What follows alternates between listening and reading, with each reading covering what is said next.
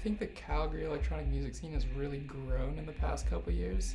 I know when I started going to shows, there was like 1, maybe 2 shows a week. And now, like, you look, there's like 5 or 6 shows on any given weekend. You can go to any club and you'll probably be hearing someone DJ.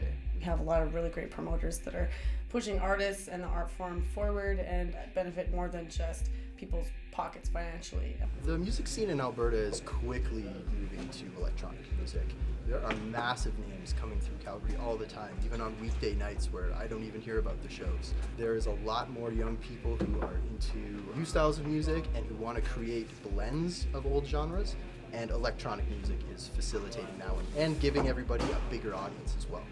You see a DJ compared to a band, you have probably twice as many people seeing the DJ. I think when we think about Calgary and compare it to the rest of Canada, I think a lot of people are automatically going to assume we're in the middle of the country, we're kind of in a big field, and to be fair, we are kind of like the small town of this country.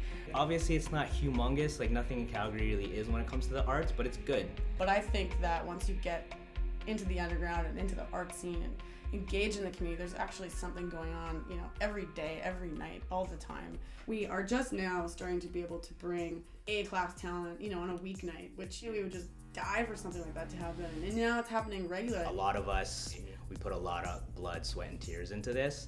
We're not just up there just hitting buttons. We love what we do and we put our passion into it just like any artist. Everybody needs to come out to a show at least once. And not just the show that's like the biggest name that's out there, but go to like a legitimate kind of more underground show. Go to Hi-Fi or go to Habitat or just see what like the music's about outside of a bunch of people getting wasted. I think there is a bit of a misconception between the general public and electronic music. I think there's a bit of a hangover from the 90s with rave culture, where the general public just kind of thinks that all that we're out doing is a bunch of drugs and wrecking spaces and staying up all night being crazy, but that's not the truth.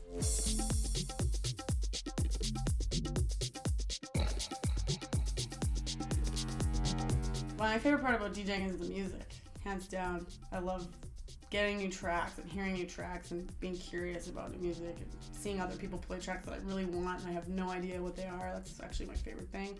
Electronic music and that dance scene and everything is kind of in all areas of DJing now. Before, like, hip-hop used to be its own thing, and then all the house DJs and house used to be its own thing, and it was really separated. But now, because the music's really like blending together and just dipping into all different genres, we're all kind of playing electronic music. When you look at the history of other cities or other cultures that have provided, culture in this world, it's come from these little communities coming together and building this sound or this like collective idea, where people have been like, yo, you're into this kind of stuff, I'm into this stuff too, and you're into that stuff, sweet. And then they get together and do this thing, right? Substation Recordings was actually founded in 2011. And at the time, it was me and 2 other guys who I started DJing with back in like 2005, 2006. We met through DJing, and we kind of started throwing our own basement parties and whatnot. And then in 2011, we decided to start a label together as a trio.